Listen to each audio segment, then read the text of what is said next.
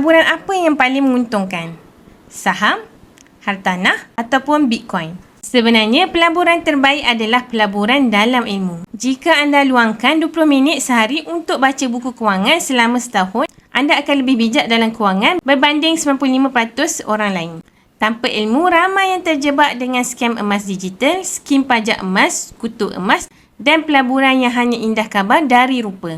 Ingat, pelaburan dengan pulangan yang tinggi, risikonya juga tinggi.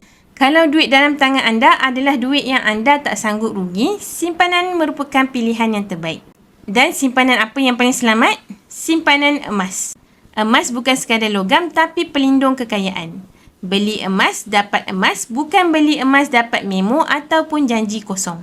Mulakan simpanan emas anda hari ini. Anda boleh rujuk video yang saya pin di profil 5 langkah mudah daftar akaun Public Gold atau DM saya terus untuk saya bantu anda sebaiknya.